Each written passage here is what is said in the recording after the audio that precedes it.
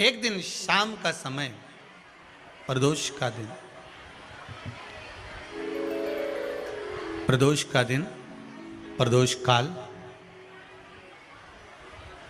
शाम का समय, भगवान देव अधिदेव महादेव माँ जगतजननी पार्वती जी के साथ में भ्रमण पर निकले। देखिए, अगर प्रदोष का व्रत नहीं कर सकते, प्रदोष के दिन आप व्रत नहीं कर सकते, मान लो आपसे भूखा नहीं रहा जाए, प्रदोष का व्रत नहीं कर सकते, प्रदोष के दिन आप भूखे नहीं रह सकते, मंदिर भी नहीं जा सकते, दिया भी नहीं लगा सकते, तो शिव महापुराण की कथा कहती है कि प्रदोष के दिन, प्रदोष काल में अपने ही दरवाजे के पास में देवाधिदेव महादेव का स्मरण कर कर लक्ष्मी की वृद्धि के लिए, कार्य सिद्धि के लिए, संपदा को प्राप्त करने के लिए आप अपने ही दरवाजे के पास में एक दीप लगा सकते हो। कौन से दिन? प्रदोष के।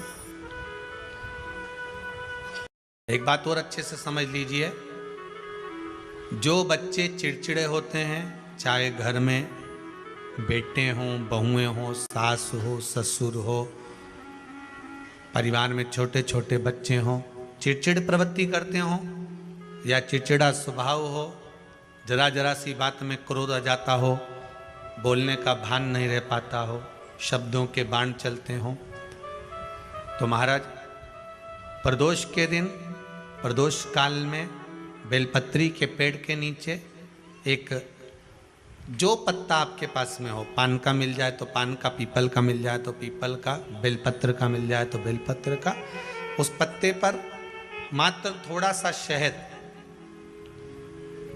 और 7 दाने चावल के रखकर घी का दिया लगा दो महाराज, और थोड़ा सा जल हाथ की अंजलि में लेकर भगवान देवाधिदेव महादेव का स्मरण कर कर कि इस बेलपत्री के वृक्ष के नीचे माता लक्ष्मी, पार्वती, सरस्वती विराजमान है। इसी बेलपत्री के पेड़ के नीचे मेरे देवाधिदेव महादेव का 12 ज्योतिर्लिंग का स्वरूप प्रकट है। उनका स्मरण कर कर जल चढ़ा दीजिए और उसका स्मरण कर लो जो चिड़चिड़ प्रवृत्ति करता हो, क्रोध करता हो, जिसको बोलने का भान नहीं होता हो, सम्मान नहीं देता हो, अपशब्द कहते हो, उनका स्मरण कर कर आप छोड़ेंगे। एकदम एक प्रदोष करेंगे, दूसरे प्रदोष तक तो आपको कोई दिक्कत ही नहीं। 2-3 प्रदोष कर कर देखिए, बाबा कृपा करें। बच्चों को पढ़ने का कह रहे हो, पढ़ने बैठो, पढ़ने बैठो, पढ़ने बैठो, पढ़ने बैठो, तो एक आध प्रयास बच्चों के लिए भी कर लिया करो कि भाई ठीक है, बच्चे लोग विद्या में प्रबल होंगे।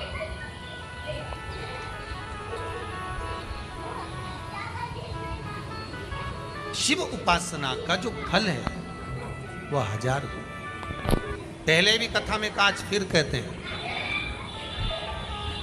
शिव मंदिर में जल बाद में चढ़ाना, शंकर के मंदिर में जाकर पंचामृत स्नान बाद में कराना, शंकर जी के मंदिर में जाकर पूजन बाद में करना, पहले थाली एक और रखकर शिव मंदिर में झाड़ू, पोछा या जो बेलपत्री, निर्माल्य जो भी रखा हो, उतरा हुआ सामान, उसको भरकर कहीं एक और जहाँ मंदिर वाले रखते हों वहाँ ले जाकर रख दो। झाड़ू पोछा एक बार जरूर। पूजन करने से पहले सबसे पहले सफाई का ध्यान रखो और एक विश्वास रखना, आप मंदिर की सफाई नहीं कर रहे हो, फिर निवेदन करूंगा आपको, आप मंदिर की झाड़ू नहीं लगा रहे हो, आप मंदिर की सफाई नहीं कर रहे हो, आप मंदिर में पोछा नहीं लगा रहे हो। जितना हाथ आप मंदिर में फेर रहे हो सफाई के लिए, उतना आपके जीवन में जितना दुख है, जितनी तकलीफ है, जितना कष्ट है, जितनी बीमारी है, उस पर हाथ फेर रहे हो, मंदिर में नहीं फेर रहे हो। नहीं तो सारी दुनिया में जितने मंदिर हैं, सारे मंदिरों में ट्रस्टियों ने कुछ ना कुछ लगा के रखा है। स्वीपर आता है, साफ करके जाता है, ये आएगा सफाई कर कर जाएगा, पंडित जी होंगे तो बुआरी लगा देंगे, पंडित जी होंगे सफाई कर देंगे। उन्होंने तो पंडित जी को बोल के रखा कि साफ कर दो, पंडित जी करते भी हैं, पर पहला फर्ज आपका है कि आप मंदिर में आए हो तो पहले आप सफाई करो। क्यों? क्योंकि हम उसका द्वार साफ रखें। आज के समय में तो एक नियम हो गया साहब कि मंदिर में जाते हो तो मंदिर के दरवाजे पर चप्पल उतार के जाते हो, नहीं तो शास्त्र रीति तो ये कहती है कि मंदिर में भगवान सामने बैठा है तो उसके सामने चप्पल भी नहीं उतरना चाहिए।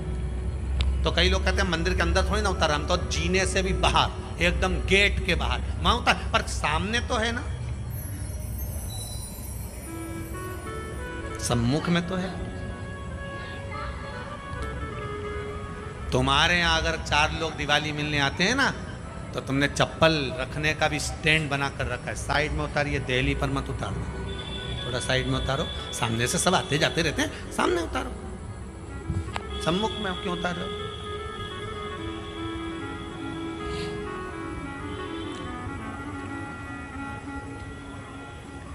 थोड़ा द्वार पे से दूर उतारिए।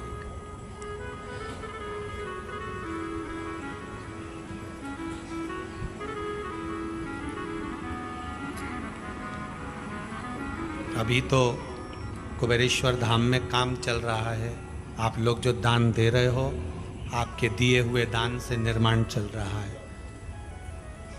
अभी तो आप पहनकर जूता चप्पल भी अंदर आ जाते हो, भले दूसरे मंदिरों में चप्पल पहनकर हमने देखा है, आधिकाधिक मंदिरों में, ब्रजभूमि पर भी बहुत मंदिरों में लोग अंदर जूता पहनकर चले जाते हैं, पर जब तक बाबा नहीं बैठा तब तक तो आप पहनकर आ रहे हो। जिस दिन बाबा कुबेरेश्वर धाम में आकर बैठ गया उसके बाद वो दोनों गेट पर चप्पल बाहर ही रहेगी।